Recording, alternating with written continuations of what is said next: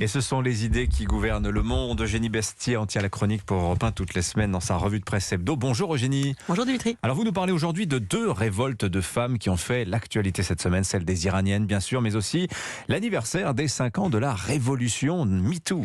Oui, les 5 ans d'une révolution, c'est le titre du grand dossier du Monde sur le bilan de MeToo. C'est une pluie de louanges qu'on lira dans le quotidien du soir. À en croire les témoignages relatés dans le journal, après MeToo, c'est tout simplement le jour et la nuit dans les relations hommes-femmes, au cinéma, à l'école, dans les médias. Un nouveau monde est advenu. Pourtant, pour le même journal, le fait que Sandrine Rousseau fasse le symbole du Pussy Power à l'Assemblée, vous savez, ce triangle fait avec les mains utilisé par les militantes féministes dans les années 70, est bien la preuve qu'après un demi-siècle, les droits des femmes, je cite, restent un combat. En gros, tout a changé, mais rien n'a changé. Alors certains sont plus critiques que le journal Le Monde quant à la révolution MeToo. Oui, en effet, il est rafraîchissant, je trouve, d'avoir un autre son de cloche sur ce qui nous est présenté comme une révolution inéluctable et sans dérive. Je vous invite ainsi à lire l'éclatante tribune, pleine de panache français de la philosophe Bérénice Levé dans le Figaro, intitulée « 5 ans après MeToo, le néo-féminisme entre farce et terreur, qui n'y va pas par 4 chemins ». Selon Bérénice Levé, le mouvement MeToo, malgré ses bonnes intentions, a permis à un féminisme identitaire, victimaire et séparatiste de s'imposer en France. Elle juge que ce féminisme vindicatif abîme, au nom du bien, notre civilisation, qui est fondée, selon elle, sur le régime de la langue, la passion des formes, l'institutionnalisation de la justice et le mur dressé entre la vie privée et la vie publique. Quant à la directrice de la revue des Deux Mondes, Valérie Toragnan, elle salue les effets positifs du MeTooisme, mais s'inquiète de ses excès et s'interroge sur le violent bashing qu'a subi Elisabeth Badinter pour avoir défendu sur France Inter la présomption d'innocence contre le tribunal médiatique.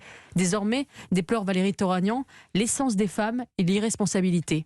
Par nature et par culture, elles ne peuvent être que des victimes, des sous-emprises. Voilà, pendant ce temps-là, en Iran, Eugénie, une véritable révolution féministe a lieu qui voudrait renverser le régime des mollahs. Oui, et comme le dit brillamment dans un très beau papier l'écrivain Kamel Daoud dans Le Point, le dévoilement en Iran permet une mise à nu en France.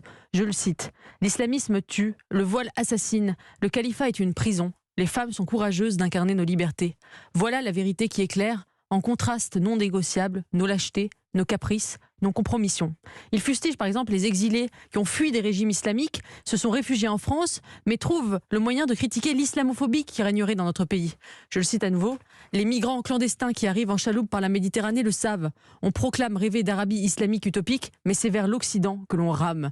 On crache sur l'Occident en nom de l'histoire, mais on ne se trompe pas de géographie. » Alors vous nous parlez aussi d'autres enfants gâtés, Eugénie. Ce sont les étudiants de Sciences Po Paris qui virent à gauche toutes. Oui, c'est ce qu'on apprend dans un article du Monde intitulé « Dans la tête des étudiants de Sciences Po » qui résume le livre « Une jeunesse engagée », une étude sur le profil des élèves de la célèbre rue Saint-Guillaume.